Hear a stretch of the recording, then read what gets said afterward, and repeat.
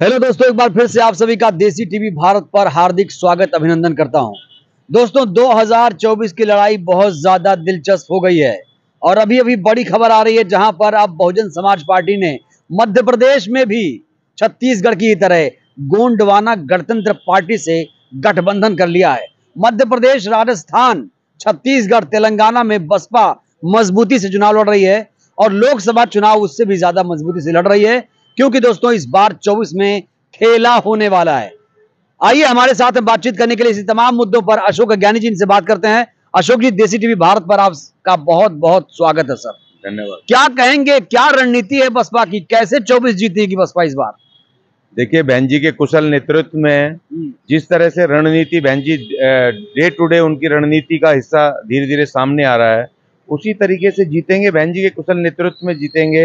और उनका जो अनुभव है, राजनीतिक अनुभव है, कार्यशैली है, उससे जीतेंगे और लड़के जीतेंगे। ये लड़ाई बहुजन समाज पार्टी के बहुजनों के अब इस समय अस्तित्व का सवाल है, भारत के संविधान का सवाल है।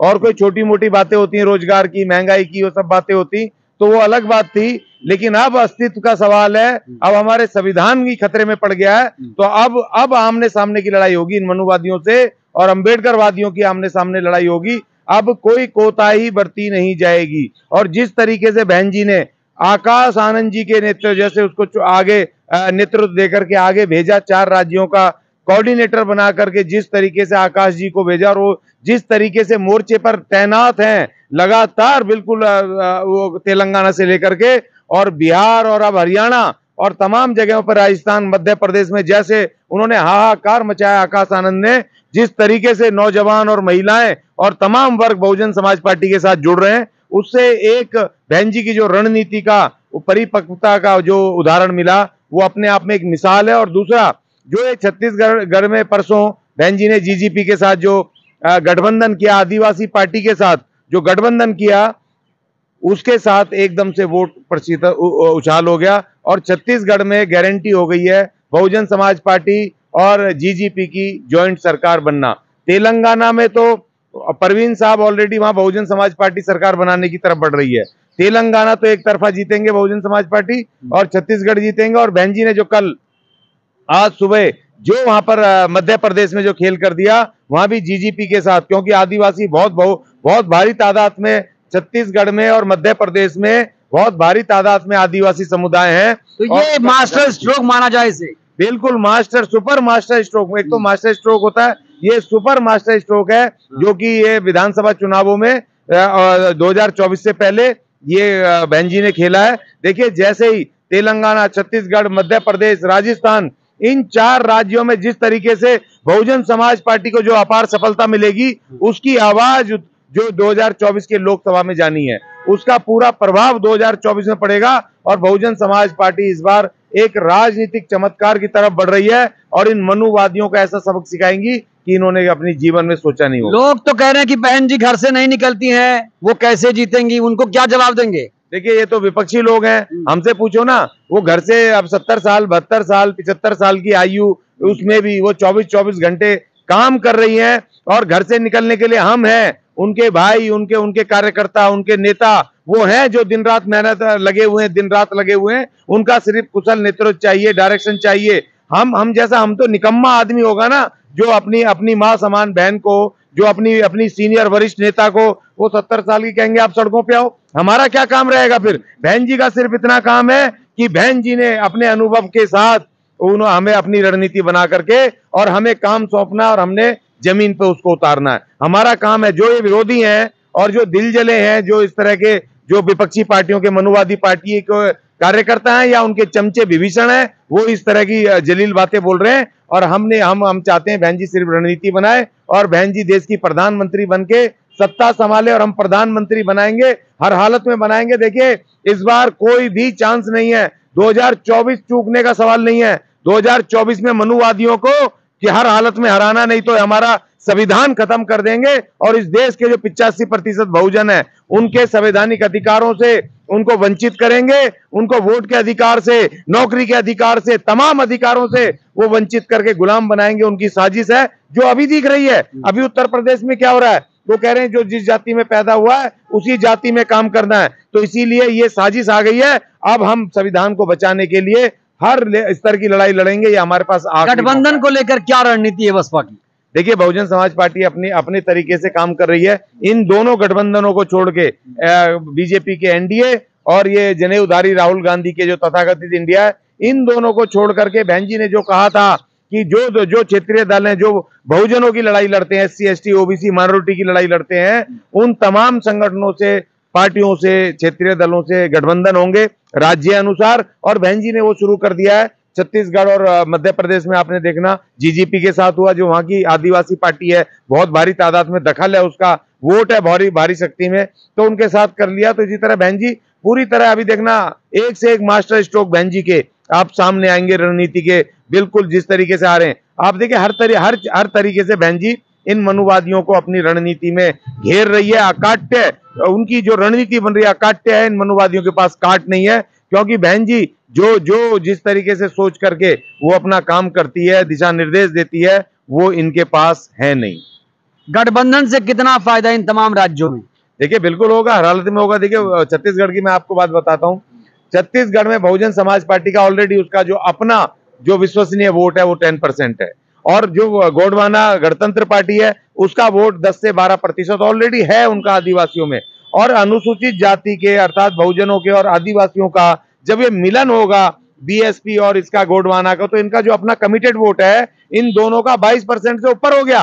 और वहां पर जो वोट है 44% से ज्यादा सिर्फ और सिर्फ आदिवासियों का है, और 23 से 24% अनुसूचित जाति का है।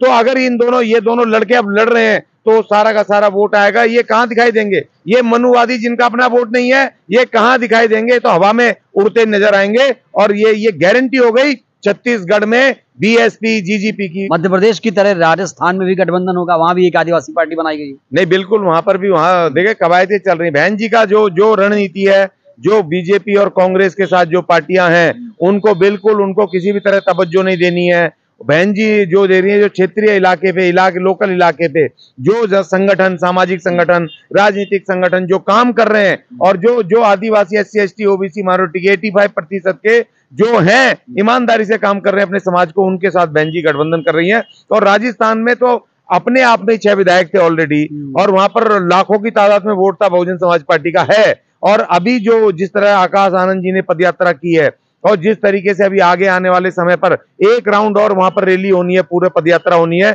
अभी तो आधा राजस्थान हुआ है, तो वहां पर वोट प्रतिशत बहुत बढ़ेगा और 50 से ज्यादा सीटें आएंगी। और बहन जी ने कह दिया हमारे बिना कोई सरकार नहीं बनेगी, और हम सरकार में हम रहेंगे, जो भी सरकार आएगी उस सरकार में रहेंगे। यानी ये बड़ी खबर है। ज्ञानी जी कह रहे हैं कि छत्तीसगढ़, मध्य प्रदेश, राजस्थान में बसपा किंग मेकर बनेगी। 24 में क्या होगा? 24 में तो बहन जी किंग बनेंगी, इस देश की प्रधानमंत्री बनेंगी, स्वयं किंग बनेंगी। और क्योंकि 50 से ज्यादा सीटें तो उत्तर प्रदेश में आनी है। और कल ही मैं आकलन कर रहा था जिस तरीके से आकाश आनंद जी का और पूरे देश में जिस तरीके से माहौल अब क्रिएट हुआ है। देखिए, दूसरी बात पता है कैसे पता चलता है? जब मनुवादी मीडिया, जब विपक्षी मीडिया जब आपको गालियां देने शुरू हो जाए, जब आपके विरुद्ध वो सीरीज करने शुरू हो जाए, इसका मतलब कि उनके पैर उखड़ने शुरू हो गए। जब आपको कमतर करके दिखाए, आपके ऊपर विश्लेषण करे, जो हमारा नाम नहीं लेते थे, अब वो बहन जी के उनके मीडिया फुटेज देने लगा है बहन जी को। मीडिया फुटेज देने लग गया, और नकारात्मक ही दे रहा है भले ही।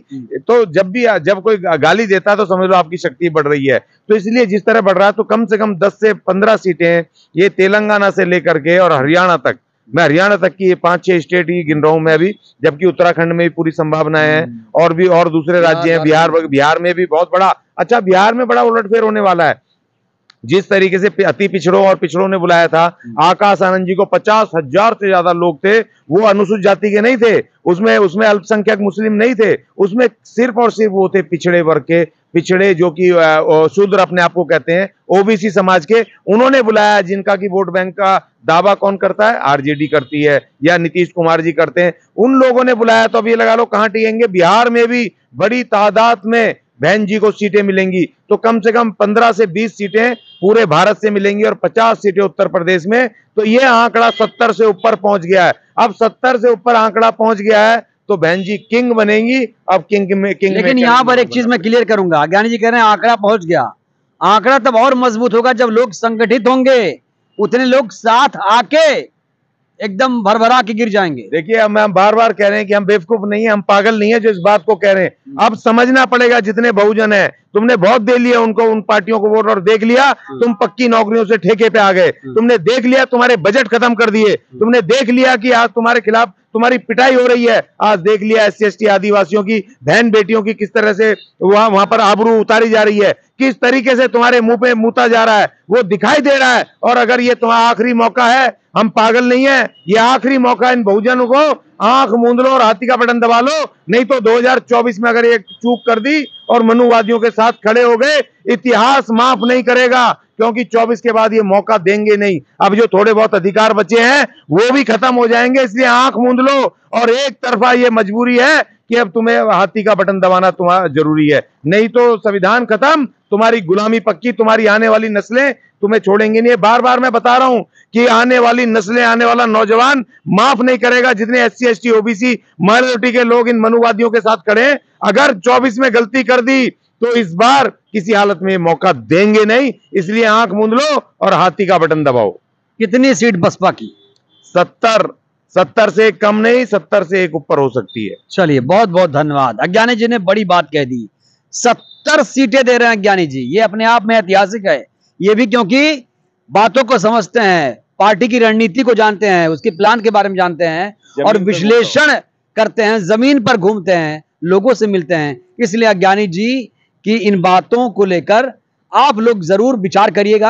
आप लोग क्या सोचते हैं? तमाम बातें आपने सुनी, हमारी बातचीत सुनी, अपनी प्रतिक्रिया दीजिएगा और वीडियो को लाइक करिए, चैनल को सब्सक्राइब करिए, वीडियो को जन जन तक पहुंचाइए, जिससे बहुजन समाज जागरूक हो। जय भारत, जय संविधान।